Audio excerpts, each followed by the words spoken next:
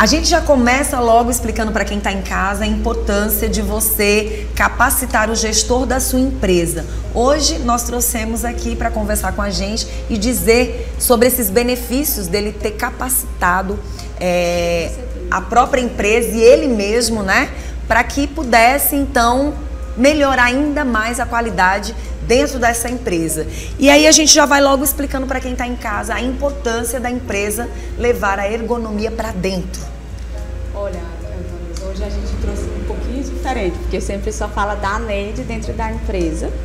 E aí eu comecei a observar dentro das organizações a diferença que faz, a conversa que o gestor tem, quando ele vem conversar comigo, como ele explica, Neide, se tiver alguém que faz a ergonomia aqui dentro, qual seria a diferença? E aí, quando a gente conseguiu, realmente, eu demorei um pouquinho para fazer isso, porque eu queria ver o resultado, a gente precisava mostrar esses resultados. Então, o que acontece hoje? A gente mostra isso de uma forma diferente. O Ailson, ele recebe isso dentro da empresa, ele é também um profissional da empresa e ele recebe, eu estou dentro dessa empresa. Então, ninguém melhor para falar desses resultados lá dentro do que o Ailson. Pronto, e aí, Neide, a gente vai chamar a atenção das pessoas para o seguinte, é você levar a Neide para capacitar um colaborador seu dentro da empresa para que esse colaborador venha desenvolver a ergonomia lá dentro e que ele fique lá dentro cuidando, porque você passa pelas empresas, mas você não fica. E aí é nesse momento que a gente sabe que a procura é grande e aí você prepara um profissional para ele ficar cuidando desta empresa de uma forma ergonômica. Sim, a gente inclusive a gente vai abrir o curso agora, e vai ter essa capacitação para a própria empresa capacitar o seu profissional lá dentro.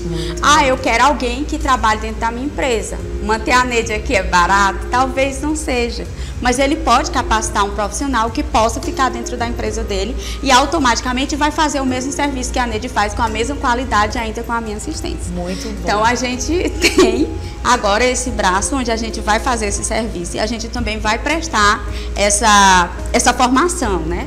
O Ailson, ele já recebe o meu trabalho na empresa, a gente trabalha praticamente juntos. Sim. Eu trabalho também na empresa, presto serviço para a empresa que ele trabalha. E a parte interessante é que eles recebem, todos os colaboradores recebem já lá dentro e já tem resultados.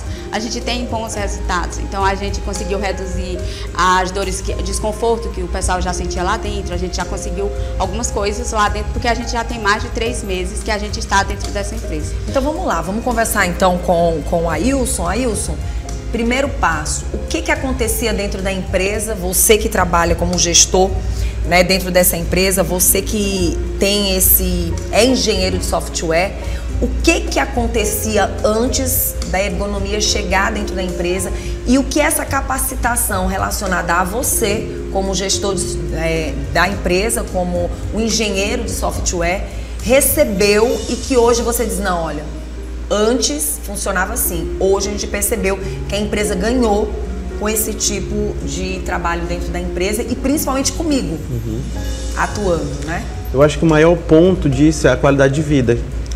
A gente percebe que aqueles microajustes ali de postura, a iluminação adequada para o ambiente, a cadeira que a gente usa para passar basicamente o dia, tudo isso influencia na qualidade de vida do colaborador, tanto na minha quanto da equipe. Vamos fazer o seguinte então, você vai me explicar como vocês trabalhavam antes da ergonomia chegar na sua empresa. Por exemplo, como engenheiro de software, o que vocês faziam que não era certo e que vocês passaram a fazer e que deu muito certo? Você falou de iluminação e tudo.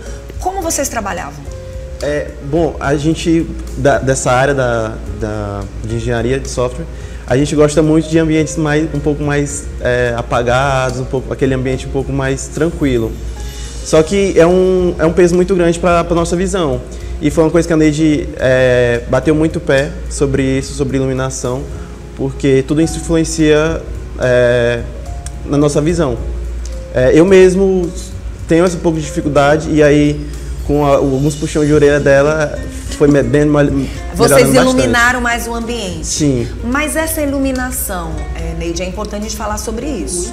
É importante falar que não é uma iluminação qualquer. Você não pode chegar e iluminar. Até a gente que trabalha com comunicação, por pouco que a gente entenda, a gente tem noção. Você não pode chegar e iluminar um ambiente onde estão trabalhando com software com a mesma iluminação de uma apresentação que nós estamos fazendo hoje aqui como comunicadora, como apresentadora. Essa iluminação que eles tinham para menos, era menos mesmo e passou a ter que tipo de iluminação? Era menos, porque eles apagavam as luzes e ficavam só com o monitor. Só do monitor e uma luzinha bem fraquinha lá. Eu cheguei na sala, a sala estava fechada, geralmente eles ficam em salas individuais, entre aspas, né? Porque fica 3, 4 em cada sala. E aí eu cheguei na sala, gente, que é isso? Vocês estão no cinema, estão assistindo que filme? Não, a gente está trabalhando, não. Isso não pode, porque assim, que nem você falou, é importante esse ajuste. Esse ajuste, ele vai prevenir de algumas patologias futuras. Que seriam elas? Doenças relacionadas à oftalmologia, ou seja, ao seu olho, enxaqueca, dores de cabeça que você pode acontecer. E aí isso faz com que você não tenha, além do mais, imagina, você tá aqui com a luz meio apagadinha, o que você vai sentir? Sono.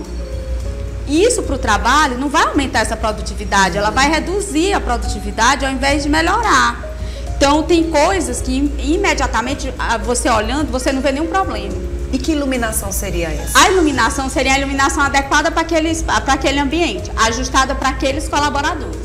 É muito importante que você olhe se essa iluminação ela está muito clara, se ela não está muito escura. Se tiver muito escuro, tem que clarear um pouco. Ou seja, a iluminação, geralmente a gente coloca luzes que sejam não muito branca, nem luz muito amarela, para que essa luz não atrapalhe também o trabalho deles. Interessante. Para o reflexo não dar, por exemplo, no monitor e atrapalhar ali o trabalho deles. Então, esse cuidado a gente tem que ter. Muito bom. Recentemente, há um tempinho atrás, a gente esteve na Rede TV e a gente viu uma iluminação bem interessante, por isso que eu tô te perguntando, né? Que iluminação seria essa? E eu cheguei no ambiente e senti realmente uma paz e um conforto.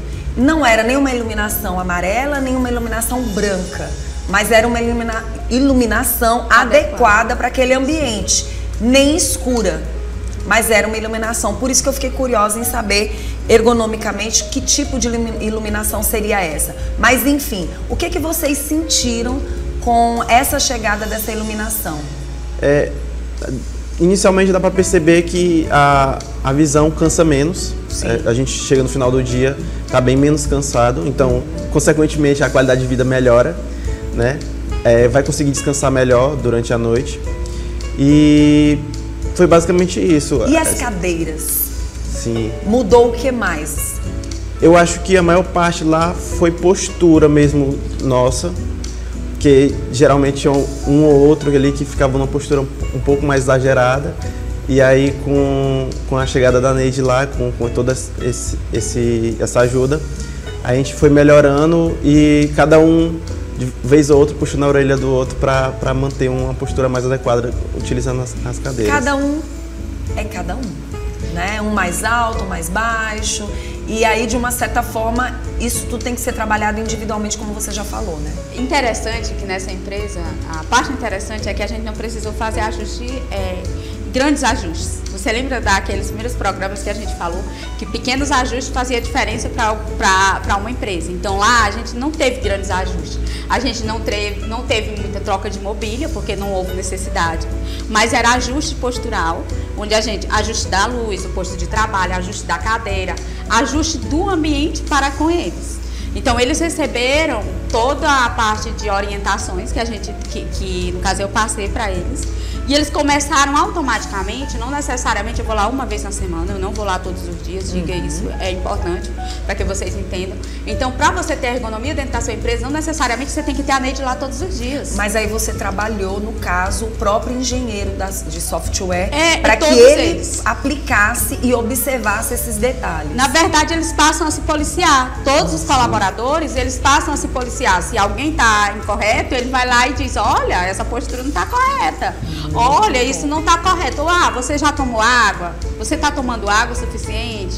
Quando alguém sente alguma coisa, alguém já vai pensando, oxe, será se ele não está tomando água suficiente? Será que ele fez algo que está errado? Será que na verdade acabou que cada um que fazia o seu papel passou a somar junto com o outro e um orientando o outro. Teve até empatia, né? Sim. Lembra daquele dia que a gente falou do RH, da implementação? Sim. Pronto, a gente falou da cultura, né? Então a empresa, ela passa a ter uma cultura de organização, mas também de postura, de como ela vai se posicionar ali, de como ela vai cobrar o colaborador dela. Ela não vai mais chegar no colaborador, por exemplo, o gerente, ou o Ailson não vai chegar mais lá na pessoa que está sentada e vai dizer, você está sentado errado. Ele vai dizer, olha, essa postura não está correta, vamos corrigir, vamos sentar mais correto, vamos não sentar assim, não está tirando a pausa, vamos tirar a pausa de uma hora.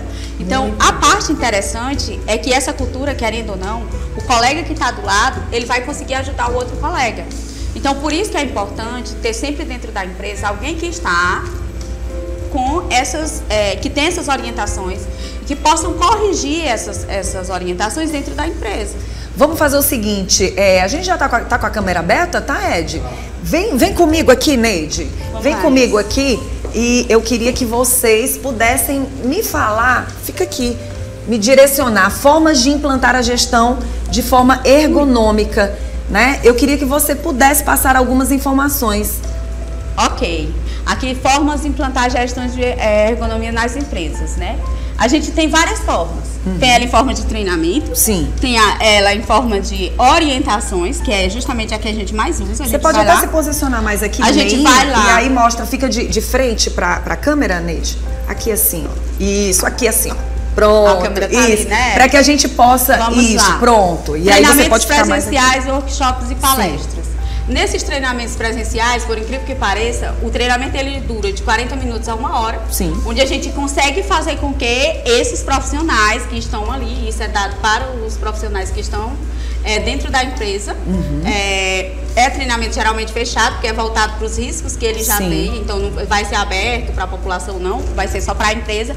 E aí nesses treinamentos a gente trabalha todos os riscos e faz as práticas daqueles riscos que tem naquela empresa. Sim. A capacitação no local de trabalho são a avaliação de posto de trabalho. Você vai lá, avalia o posto de trabalho, vê quais são esses pontos que precisam ser corrigidos, como é que é essa correção, essa orientação é passada para os profissionais que trabalham ali, além de todos os gestores e todo o pessoal que trabalha, tanto o RH como todo o pessoal que trabalha naquela empresa. Então, todo mundo vai saber quando alguém está fazendo algo errado. Sim. Então, é uma cultura de capacitação e de conhecimento para todo aquele ambiente, não tem exclusividade.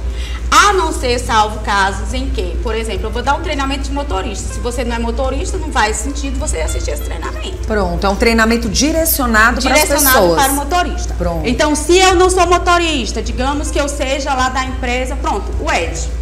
O Ed, você e os outros profissionais que eventualmente fazem essa parte de comunicação, provavelmente o treinamento ficaria juntos. Neide, mas o Ed não trabalha a comunicação. Ele trabalha a comunicação... Ele não trabalha a comunicação, mas as posições que vocês ficam são praticamente as mesmas.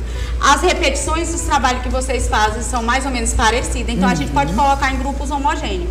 E aí, complementar esse treinamento. O que seria acrescentado para a Vanusa, no caso, para a forma como ela trabalha, o trabalho dela, e a forma como seria feito pelo Ed. Isso faz com que a empresa pague menos. Pague menos no sentido de que, quando eu falo de custos, eu estou falando de treinamento. Imagina a necessidade que haveria. Eu teria que fazer um treinamento para o Ed, que seria uma área específica, e teria que fazer um treinamento para a Vanusa. Então, seriam 2 treinamentos e não um só. Se eu posso juntar os 2 treinamentos, é o que a gente chama hoje de grupos homogêneos. São riscos semelhantes, que a gente pode trabalhar dentro do mesmo grupo, fazendo com que isso faça redução de risco. A gente monta protocolos para que isso aconteça. Aí tem aqui gamificação e simulações. Hoje existem muitos profissionais que trabalham dentro da tecnologia, que eles trabalham com games, certo? Isso muda muita coisa para eles fazerem esse treinamento? Não, é diferente. Eles também vão ser trabalhados do mesmo jeito, mas aqui o que eu quis dizer dentro da gamificação são as posturas e os movimentos. A gente pode fazer treinamentos com games, onde os profissionais vão se sentir mais ativos para que eles possam estar fazendo lá vários movimentos, de repente usando uma gamificação. É porque vocês que trabalham com software, vocês vivem muito o mundo de vocês, Sim. né? É o mundo deles. E aí o que que acontece? Esse mundo de vocês é entrar, sentar e ficar. E aí muitas vezes vocês esquecem até dos próprios exercícios, Sim. que há uma necessidade também de se iniciar, porque são horas e horas ali, né? São horas e horas ali. E aí aqui, ó, tem a mentoria, que é justamente o que a gente está implementando agora. O que é essa mentoria? A mentoria vai ser uma capacitação. Essa capacitação dura uma semana. Ela pode ser voltada para uma pessoa da sua empresa que você queira formar e colocar dentro da sua empresa para ela trabalhar só a parte de ergonomia.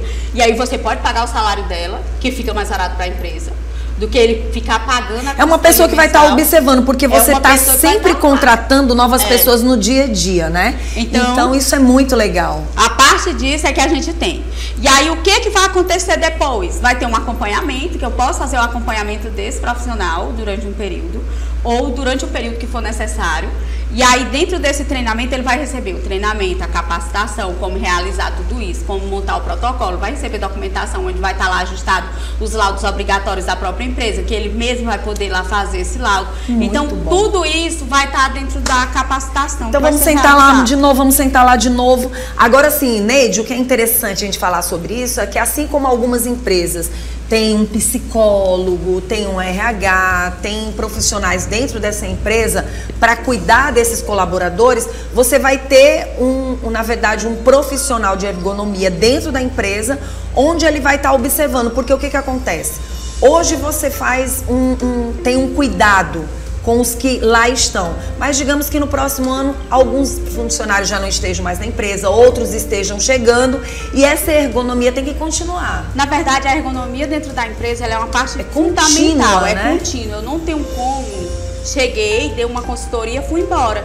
Não, eu cheguei, dei a consultoria e ela tem uma continuidade. Sim. Você tem que ficar, porque existe a parte de laudos, que tem um período, você passa até 3, 4 meses fazendo os laudos, implementando, vendo quais são os riscos e fazendo todas essas trocas. Depois desses 3 meses, existe a parte que é o que a gente chama de prevenção de risco. Não adianta nada eu fazer todo esse laudo, montar todo esse laudo bonitinho e ele não ser utilizado. Porque o que acontece hoje, né? Dentro das empresas, o Ministério do Trabalho e Emprego, ele diz o seguinte: eu preciso que você adapte a NR17 dentro da sua empresa. Quando ele fala isso, aí ele fala lá, vamos melhorar, vamos fazer o acompanhamento da prevenção de risco. Então, quando ele fala de acompanhamento dessa prevenção, ele está falando trabalhar os riscos encontrados nos laudos ergonômicos das empresas. Então, é muito importante que a empresa entenda que o laudo é uma parte do trabalho que precisa ser realizado. A outra parte é a ergonomia, a prevenção de risco, que é indispensável. Nossa, e essa prevenção aí fala tudo, porque até se a pessoa estiver passando por alguma situação, essa dor ou essa situação que está causando problemas na vida daquele profissional pode ser eliminado logo do início, né? Sim. E aí é que é interessante a ergonomia dentro da empresa. No caso de vocês perceberam então a questão da própria iluminação, outros problemas, questão de exercícios, vocês começaram a praticar mais os exercícios? Sim. Foi uma coisa alongamento, faziam isso? Não, antes da Neide não. E aí foi uma coisa que a gente começou a implementar lá dentro do nosso cotidiano. E aí, vez ou outra... Não é só um mundo fechado de vocês, né? Não é só um mundo virtual. Não, por incrível que pareça, é até interessante que geralmente eu vou dia de quarta ou dia de sexta, né? Quando eu chego, todo mundo já tá, quem é minha vez, eu quero ir, é minha vez. Ou seja, tem pessoas que eu atendo individualmente, porque são algumas pessoas que têm, porque devido ao fato deles ficarem ali sentados 8 horas, o que vai acontecer, né? Já sabe, a gente falou do mundo deles. O mundo deles é o mundo em que às vezes eles esquecem da pausa. Hoje eles já não esquecem mais, mas anteriormente eles esqueciam, não tomavam água como deveria, não levantavam da cadeira de onde estavam como deveria. Então isso vai chamando uma coisa a gente chama de monotonia, que às vezes diminui e retém ali algumas coisas, que é justamente quando você precisa aumentar essa capacidade, você faz reduzir, porque o seu cérebro ele tem uma quantidade É que ele vai espremido ali, ele vai suportar, mas vai chegar uma hora que ele vai dizer, poxa, eu cansei. Esgotado. Eu tô esgotado. Então, mesmo que você faça isso todos os dias, mas ele não vai se sentir cansado se você faz da forma correta. Vai estar colocando a memória para funcionar, né? Quando você tira 1 minuto, 5 minutos ou 10 minutos, isso faz muita diferença no final do seu dia. Gente, eu quero agradecer a presença da Neide aqui com a gente, agradecer a presença também do seu convidado, Ailson, e dizer que fica aqui a dica também para outros profissionais que trabalham com software, outros profissionais que trabalham sem esse cuidado, sem esse time, sem esse tempo para si, para que você não fique esgotado, né? Para que você não venha ter problemas no futuro e que você não esteja trabalhando no que você gosta. Então, a ergonomia entra na vida desses profissionais também e pode entrar na sua. Quem quiser entrar em contato com você, Neide? Através da Ergontec, no telefone 869-9451-6516 ou no Instagram da Ergontec, pode acessar lá, ou da Neide Dias. Maravilha.